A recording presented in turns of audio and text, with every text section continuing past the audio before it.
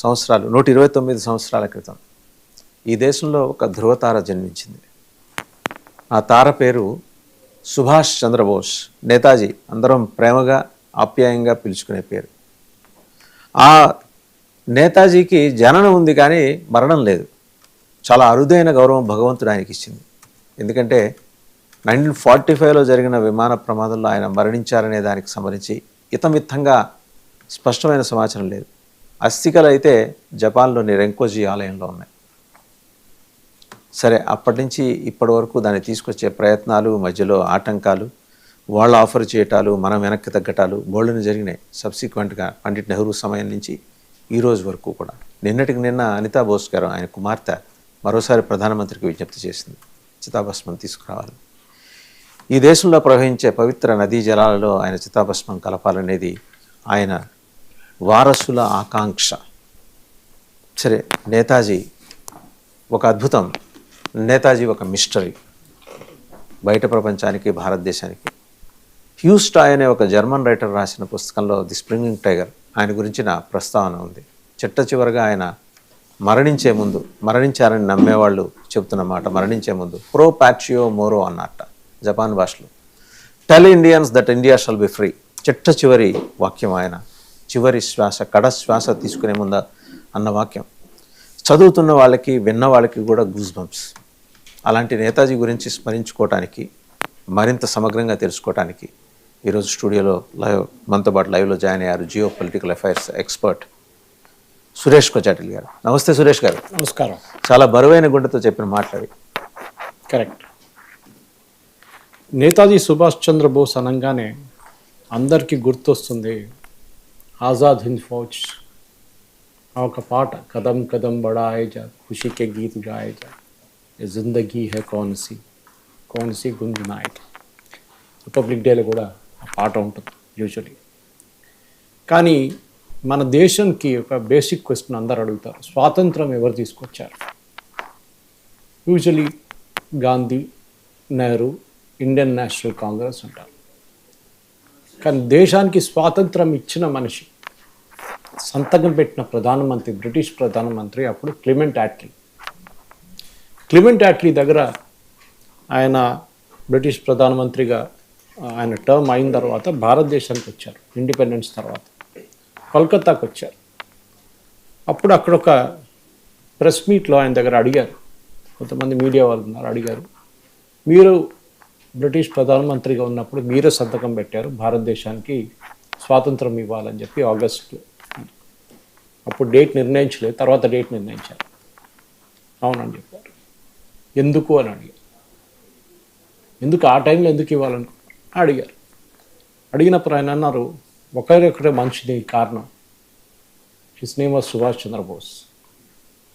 మాకు ఇంకెవరిని భయం లేకుండే, కానీ ఆయన నాకు బాగా చాలా భయం ఉండే. ఆయన పేరు వింటేనే మా ఆర్మీ వాళ్ళు భయం వేస్తుంది వాళ్ళకి. అట్లాంటి మనిషి. ఆయన చేసిన రెబెలియన్, బాంబే డాక్స్లో నేవీ రెబెలియన్ ఒకటి చేశారు.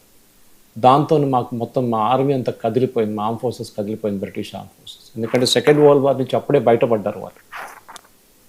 అప్పుడే మేము నిర్ణయించుకున్నాం, ఇంకో 2 సంవత్సరాల్లో భారతదేశానికి we will give freedom to them. దాని తర్వాత 45లో Netaji disappeared from the scene. August 18 plane క్రాష్లో మరణించారంటున్నారు, లేదంటున్నారు. గుమ్నామీ బాబాగా తిరిగి వచ్చారు భారతదేశానికి అంటున్నారు. చంద్రచూర్ బోస్ ఆయన చాలా ఎక్స్టెన్సివ్ రీసెర్చ్లో రాసిన పుస్తకాల్లో కూడా ఇట్లాంటి చాలా డౌట్స్ ఎక్స్ప్రెస్ చేశారు. కానీ నేతాజీ అనే ఒక క్యారెక్టర్ని ఇప్పుడున్న పిల్లలు అర్థం చేసుకుంటే బాగుంటుంది. పెద్దలు పక్కన పెట్టండి, ఎందుకంటే మన వాళ్ళు ఆల్రెడీ ఒక ఫిక్స్డ్ నోషన్తో వస్తాం. పాలిటిక్స్ అంటే ఇది, జీవితం అంటే ఇది, మొరాలిటీ అంటే ఇది, లీడర్షిప్ అంటే ఇది అని మనకు ఆల్రెడీ ఒక ఫిక్స్డ్ నోషన్, మనం మార్చం దాన్ని.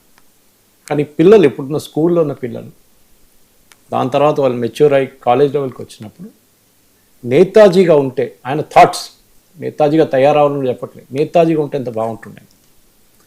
ఒకటి, ఆయన చాలా రిచ్ ఫ్యామిలీ నుంచి వచ్చారు. వాళ్ళ ఫాదర్ పెద్ద ఒక గవర్నమెంట్ లీడర్గా ఉండే.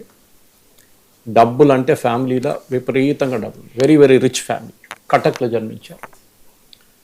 పెద్ద ఫ్యామిలీ. ఐ థింక్ ఆయన 14 సంతానం. ఫ్యామిలీలో ఐ థింక్ 14 చిల్డ్రన్ అండ్ ఈ was the 9th or 6th I think. So yeah, father ఏమో జానకీనాథ్, నేను చెప్పాను చాలా పెద్ద లాయర్ ఉండే, బ్రహ్మ సమాజ్తో ఇన్ఫ్లుయెన్స్ అయ్యారు ఆయన చాలా మటుకు. అది కాకుండా శక్త అండ్ వైష్ణవ స్కూల్స్ ఆఫ్ హిందూయిజం గురించి చాలా పట్టు ఉండేది. వాళ్ళ ఇల్లు ఒక మెల్టింగ్ పాట్ ఆఫ్ కల్చర్ ఉంది, అక్కడ అన్నీ నడుస్తున్నాయి ఇంట్లో. పెద్ద పెద్ద వాళ్ళు వస్తారు, మాట్లాడతారు. వాళ్ళ అమ్మగారు కూడా చాలా స్ట్రాంగ్ విల్గా ఒక లేడీ ఉంది, ఎప్పుడు పూజలో ఉంటుండే. ఆయన ఇంటిని మ్యూజియంగా చేశారు. కరెక్ట్, వెళ్ళాను సార్. మీరు వెళ్ళారు? ఓకే, ఐఎమ్ నాట్ లక్కీ, నేను ఇంకా వెళ్ళలేదు. సో కటక్లో ఉన్నప్పుడు సుభాష్ రావెన్ షా కాలేజ్లో జాయిన్ చేశారు. ఫస్ట్ టైం ఆయన ఇండియన్ హిస్టరీ గురించి, ఇండియాది కల్చర్ గురించి అక్కడే నేర్చుకున్నారు.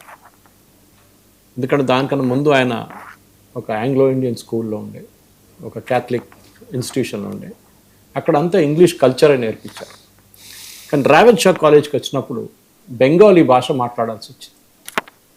అక్కడే ప్రాబ్లం వచ్చింది, ఎందుకంటే బెంగాలీ అంటే రాదు. చంద్రచూర్ బోస్ గారిని నేను కలిసినప్పుడు ఢిల్లీలో నేను డీటెయిల్గా మాట్లాడుకున్నప్పుడు దీని గురించి అన్నారు ఆయన. సుభాష్ బోస్కి ఒక హ్యాబిట్ ఉండే అంటే ఆటోబయోగ్రఫీలో రాశారంట, ఇది ఇంగ్లీష్ వర్డ్ని తీసుకొని దాన్ని ముక్కలుగా చేసి బెంగాలీలో మాట్లాడుతుండే అంట. అదే ఆయన ఒక హ్యాబిట్ ఉంది. కానీ మీరు బిలీవ్ చేయరు, అకాడమిక్లీ హీ వాజ్ బ్రిలియంట్. అది ఏ బెంగాలీ అయినా కానీ, ఇంగ్లీష్ అయినా కానీ, ఏ భాష అయినా కానీ అకాడమిక్లీ బ్రిలియంట్ ఉంటుంది. హీ వాజ్ ICS కదా సార్ తర్వాత. సో ఆ టైంలో స్కూల్ నుంచి కాలేజ్కి వచ్చినప్పుడు కూడా బెంగాలీలో విత్ ఇన్ 6 months ఆయన టాప్ చేశారు క్లాస్లో. ఎక్సలెంట్. ఆలోచించారు. కానీ ఇనిషియల్ స్టడీస్ అంతా యూరోపియన్ స్టడీ నుంచి సడన్గా ఇండియన్ స్కూల్కి వచ్చినప్పుడు ఒక మన మెకాలే అంట ఇప్పుడు, కానీ ఒక మెథడ్ వాళ్ళు ఉండేది అనమాట. అకాడమిక్లీ నేను చెప్పాను చూడండి, బ్రిలియంట్, ఎవరు మ్యాచ్ చేయలేరు అని, అంత బ్రిలియంట్ ఉండే అనమాట. దాని తర్వాత ఆయన 5 బ్రదర్స్, ఎల్డర్ బ్రదర్స్ని ఫాలో చేసుకుంటేనే బ్యాప్టిస్ట్ మిషన్ స్కూల్లో, ప్రాటెస్టెంట్ స్కూల్లో జాయిన్ అయ్యారు. ఎందుకంటే ఇంగ్లీష్ వాళ్ళందరూ ప్రాటెస్టెంట్స్ మోస్ట్లీ. కటక్లో 1902 ప్రాటెస్టెంట్ స్కూల్లో 1909 దాకా చదివారు. అక్కడ it was run by Anglo Indians actually, ఒక మిషనరీ స్కూల్. అండ్ కరిక్యులం ఎట్లా ఉండే అంటే పిల్లలందరూ ఇంగ్లీష్ పాయింట్ ఆఫ్ వ్యూ నుంచి చూస్తారండి. అంటే మన బ్రెయిన్ని వైర్ చేస్తున్నారు వాళ్ళు ఇంగ్లీష్ వాళ్ళు. మాలాగానే ఆలోచించండి, డోంట్ థింక్ ద ఇండియన్ వే అని. సో ఇండియన్ హిస్టరీ కానీ కల్చర్ కానీ ఏం లేదు. తర్వాత ఆయన నేను చెప్పినట్లు రావెన్ షాకి వచ్చినప్పుడు ఇదంతా నేర్చుకున్నారు.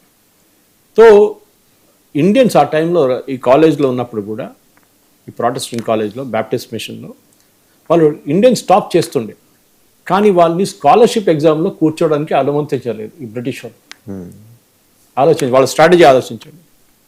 అన్నిటికీ medium of instruction was English and students European లాగా, ఆంగ్లో ఇండియన్స్ లాగా ఒక మిక్స్డ్ ఇండియన్ అండ్ యాన్సెస్ట్రీ తయారవుతున్నారు అన్నమాట. దీంట్లో కూడా వచ్చిన తర్వాత బయటకు వచ్చి తర్వాత బోస్ గారి ఫాదర్ అడిగారంట, వాళ్ళ ఫాదర్కి ఒక ఇది ఉండే, ఇంగ్లీష్ బాగా మాట్లాడాలి, ఫ్లాలెస్ ఇంగ్లీష్ మాట్లాడాలి.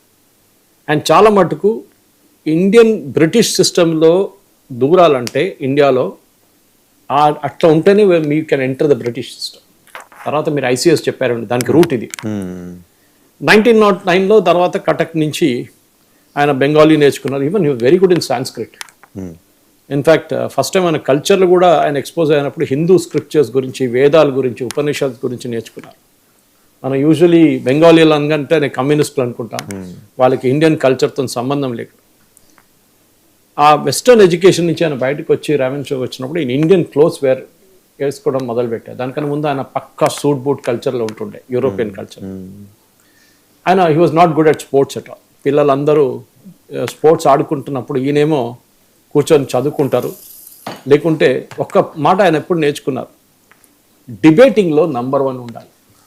ఆయన లాజిక్ ఏముండంటే, రేపు మనకి ఇండిపెండెంట్ స్వాతంత్రం వస్తే మన పార్లమెంట్లు ఉంటే, మన పార్లమెంట్లో మాట్లాడాలంటే మనకి డిబేటింగ్ స్కిల్స్ ఉండాలి, ఆరటరీ స్కిల్స్. ఆలోచించండి, స్కూల్లో ఉన్నప్పుడే ఇది వాస్ హిస్ ఎయిమ్. ఇప్పుడు కూడా నేను పిల్లల దగ్గర చాలా మటుకు కాలేజెస్కి వెళ్తూ ఇదే మాట అంటాను, I'm not Subhash Chandrabose but I tell them be like him.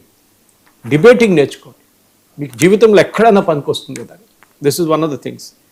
అదే టైంలో ఆయన ఇంట్లో స్వామి వివేకానంద గురించి ఆయన పోస్టర్లు, ఆయన పుస్తకాలని వాళ్ళ ఇంట్లో రావడం మొదలుపెట్టి. In fact when he was 15, Subhash Chandrabose ఒకసారి ఆయన ఆటోబయోగ్రఫీలో ఉంది అది, Swami Vivekananda entered my life when I was 15. Swami Vivekananda నా జీవితంలో నేను 15 సంవత్సరాలు ఉన్నప్పుడు వచ్చారు. చదివానని కాదు, నేర్చుకున్నానని కాదు, ఆయనే వచ్చారు. Entered my life. డిఫరెన్స్ చూడండి, వర్డ్స్, యూసేజ్ ఆఫ్ వర్డ్స్. అది స్వామి వివేకానంద లైఫ్ మొత్తం మార్చేసింది కంప్లీట్గా. ఆయన చిన్నప్పటి నుంచే ఆయనకు ఒక ఇది ఉండే, వాళ్ళ అమ్మగారి దగ్గర నుంచి నేర్చుకున్నది ఏంటంటే చాలా మటుకు లెటర్స్ రాయడం నేర్చుకున్నారు. ఆ టైంలో బెంగాల్లో స్వామి వివేకానంద, ఆయన గురు రామకృష్ణ పరమహంస, వీళ్ళ ఇన్ఫ్లుయెన్స్ చాలా మటుకు ఉండే. అండ్ కటక్ అనగానే it is a part of Bengal only anyway. అది కాకుండా బంకిం చంద్ర చటర్జీ ఆయన పీక్లో ఉన్నప్పుడు ఆనందమత్ రాసిన టైం అది. సో ఈ యంగ్ హిందూ అబ్బాయిలకి అందరికీ చాలా మటుకు బెంగాల్లో వాళ్ళకి ఇది ఒక పెద్ద ఫ్యాడ్ అయిపోయింది.